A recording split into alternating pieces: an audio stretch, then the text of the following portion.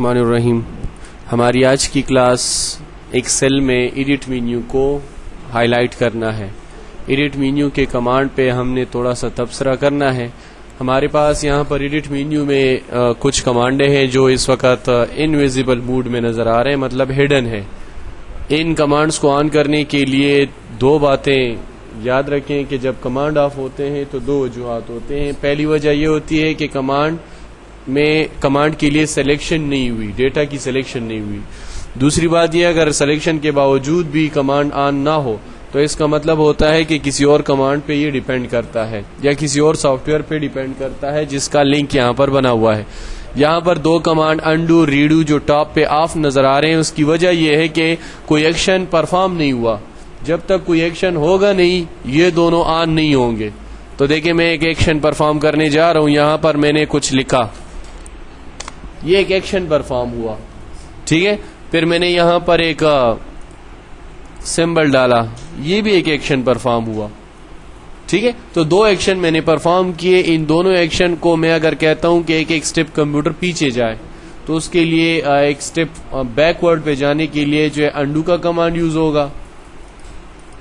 اسی طریقے سے واپس ایک سٹیپ آگے آنے کے لیے ریڈو، ٹھیک ہے. ریڈو سے ایک سٹیپ کمپیوٹر آگے آتا ہے جبکہ انڈو سے ایک سٹیپ پیچھے جاتا ہے.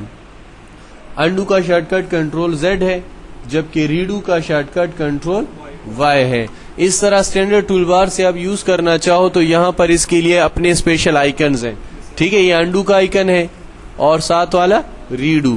اب آپ آئیکن سے پہچان سکتے دیکھیں واپس جانا اور آگے آنا، فارورڈ آنا، نیکسٹ آنا، ٹھیک ہے. تو مین یہاں سے ابھی انڈو ریڈو کیا جا سکتا ہے. اس طریقے سے تینوں کمانڈوں کو ادھر دیکھیں. کمانڈ کا نام یہ ہے اور یہ کیا ایکشن پرفارم کرے گا وہ اس کے سامنے لکھا ہوا ہے کہ آپ نے لاسٹ ٹائم کون سا ایکشن پرفارم کیا تھا. ایڈیٹنگ کی ہے، فارمیٹنگ چینج کی ہے، سائز چینج کیا ہوا ہے، وہ یہاں پر لکھا ہوتا ہے. ساتھ میں آئیکن بتاتا ہے جو اسٹینڈرڈ ٹول بار پہ اس کے لیے آئیکن بنا ہوا ہے وہ بھی ادھر نظر آ رہا ہے اور اس کے لیے جو شارٹ کٹ بنی ہوئی ہے وہ بھی یہاں پر ہائی لائٹ ہے.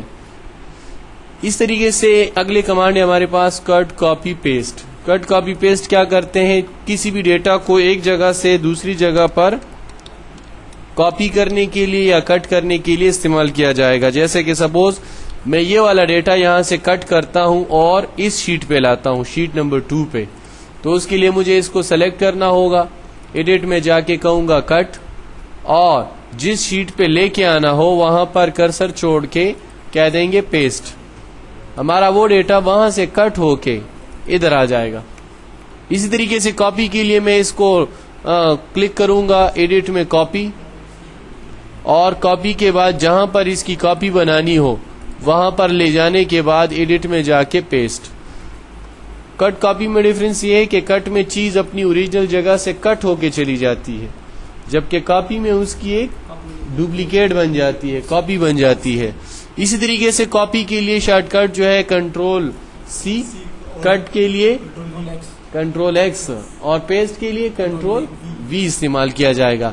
آئیکن پوائنٹ آف ویو سے دیکھیں تو آپ یہاں پر جو ہے کٹ کا آئیکن جس پہ سیزر بنا ہوا ہے، کینچی. اسی طریقے سے آپ جو ہے کاپی کے لیے آپ وہ آئیکن جس پہ 2 پیجز بنے ہوئے ہیں، یہ کاپی کا اور ساتھ والا جو ہے پیسٹ کا آئیکن ہے.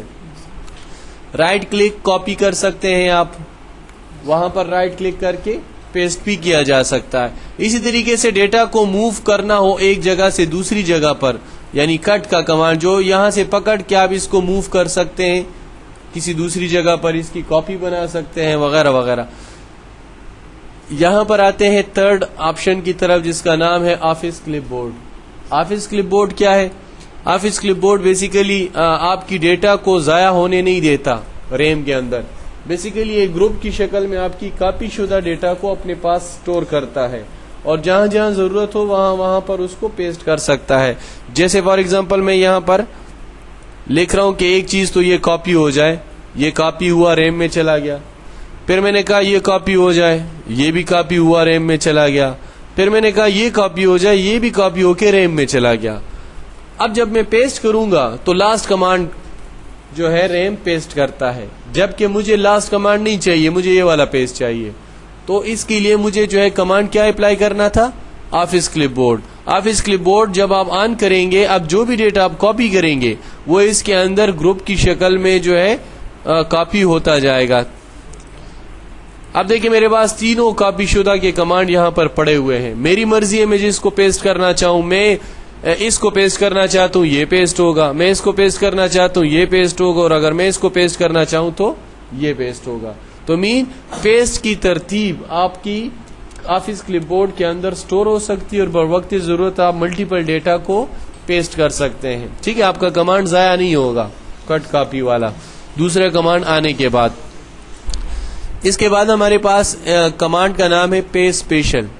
पे स्पेशल का कमांड माइक्रोसॉफ्ट वर्ड में था, लेकिन यहाँ भी है, नाम दोनों का सेम है लेकिन काम बिल्कुल टोटली चेंज है। ठीक है ना।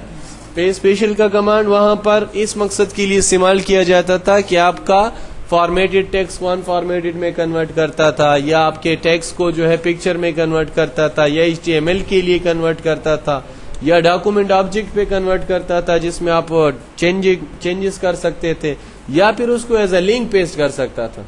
ठीक है, जबकि यहाँ पर ऐसी कुछ चीजें नहीं है, यहाँ पर टोटली चेंज है। तो इसके लिए हमें थोड़ा सा डेटा लिखना पड़ेगा, और डेटा लिखने के लिए जो है इसी फाइल को हम नेक्स्ट वाले फाइल के अंदर जो है सेव करेंगे, लिहाजा आप उसको वहां पर देख सकते हैं पे स्पेशल के नाम से।